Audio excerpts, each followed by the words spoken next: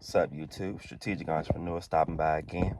I'm going to do this one about how I bought some stock for 1 year and put in $5 a day. That's what got me here to learn the tricks and the tips of what to actually do in a bull market and a bear market. With that $5 a day, it's not going to be easy if you're new, but the thing is, it's going to show you the discipline.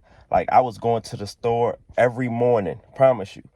I'm not even going to, of course, a coffee, a Red Bull, the essentials I thought I needed until I started having the discipline to actually make my own coffee at home. That little $5 a day, I promise you, it's going to add up at the end of the year, especially if you're picking the right stocks, like I said, and not gambling. When I first got into it, I'm like, man, what am I going to buy? This is during the pandemic, literally. I'm like, And I was already learning about it before. I had bought you like your Bank of Americas. I started with Apple. Literally, like they said, Apple a day. You want to build some wealth. That's where it started at. But I never took it serious. So I said, what's going to make me take it serious? Putting in $5 a day, it may sound light, but if you're trying to learn the game, watch this. Putting in $5 a day. This is then, so I said 2021, so you'll see, watch the switch. I'm buying Amazon, had a split, same year. Amazon had a split. I bought at my dollar cost average is at 133. Today's price is 234. And I'm having multiple shares and I'm like, oh man. Like I said, this is going to be after that year and how I got here. So you can go through the same. You don't have to pick my stocks. This is not financial advice. I'm not a financial advisor, but I went through what a lot of people don't want to go through and buy a financial advisor for. But I just really do like to play the game. I'm watching on the news when I had a job. I'm seeing Tesla get up to $2,000 a share. In a regular person's mind, you're going to save up. Well, not even save up. You're going to keep dollar cost averaging for that 2,000. I didn't know nothing about splits at that time. Next thing you know, Tesla had a split. Let me get in. Literally, I'm like, oh, so the price is less now? If you're actually keeping up with the market. So Amazon, Tesla. My dollar cost average for Tesla is $213. The current price is $405. And these are my beginning stocks. And I'm like, what are you going to do to actually make some money? I'm literally making passive income every day. The market's up, down. I'm having dividend stocks. I'm going to get to it. Google is Alphabet on the market when you go look it up. I got in at 122. It was a split again. The price is $199. And guess what? How would I know that? Like maybe probably about 3-4 months now, might be 5. Google started paying dividends now. It's not the high dividends, but guess what? It's still a bonus on top of the shares I already own.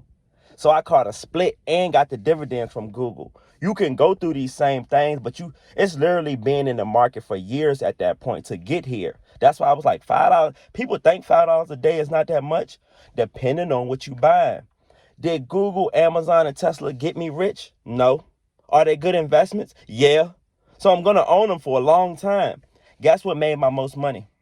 During the pandemic, I'm sitting there. Yo, what can I buy and afford?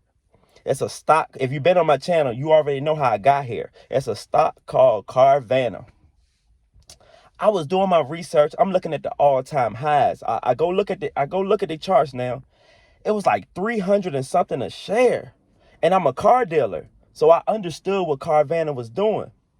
I'm talking about Carvana went all the way down to $30, $7 a share, $5 a share. And right now the current price is, so I'm not wrong, $244. And I still hold some shares. Because guess what I did from this $5 a day?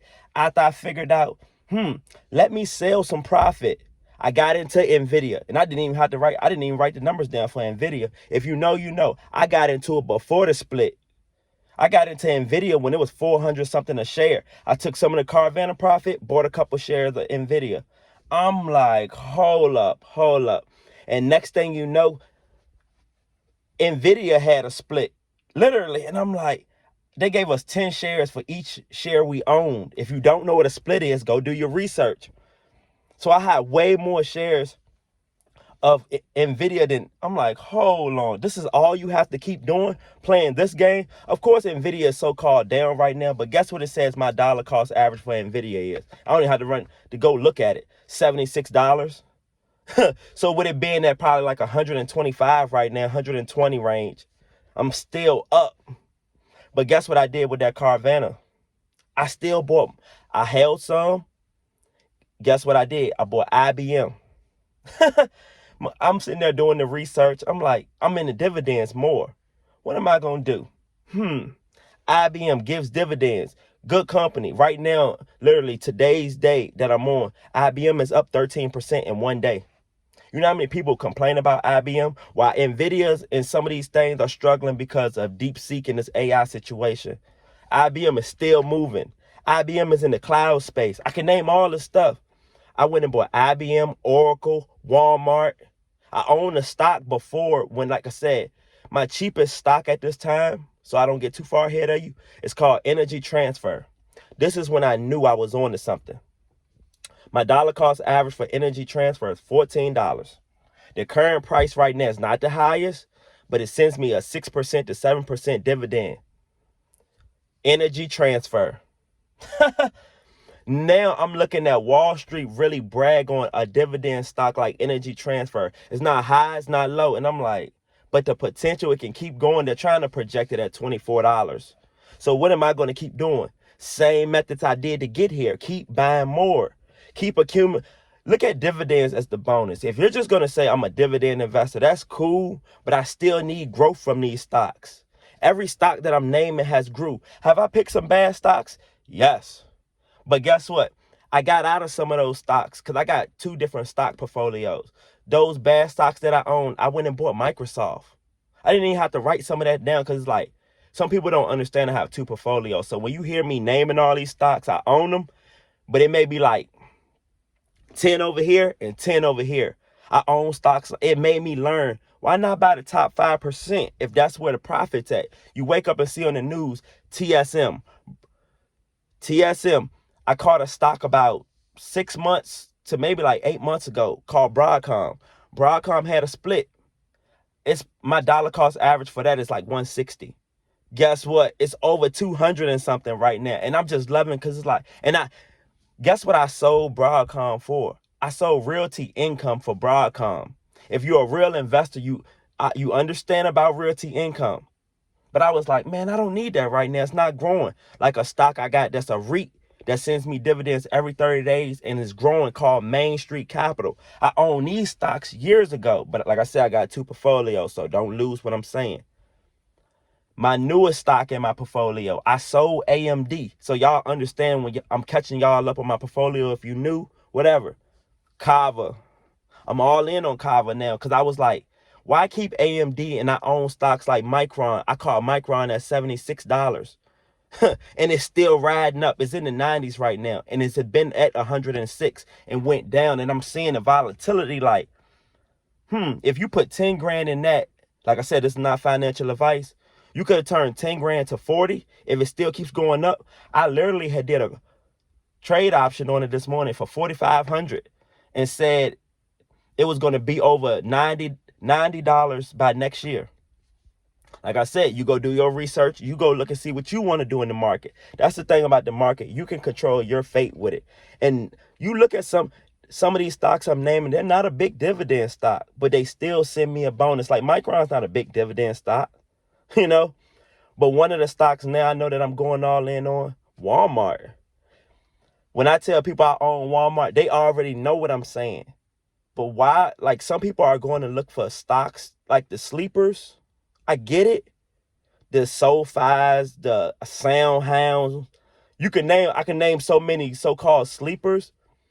But guess what? Walmart's still going to make money. I be battling in my portfolio stock. Who's going to do better this year, Walmart or Amazon? Either way, they're probably both going to do good. But where am I trying to make my most money at? Walmart's paying me a dividend.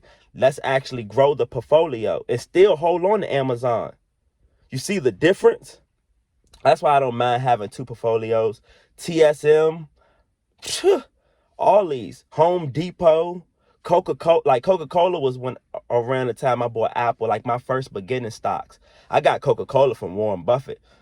That's why you see why I spoke about, Bank of America at the beginning. I sold Bank of America. Why?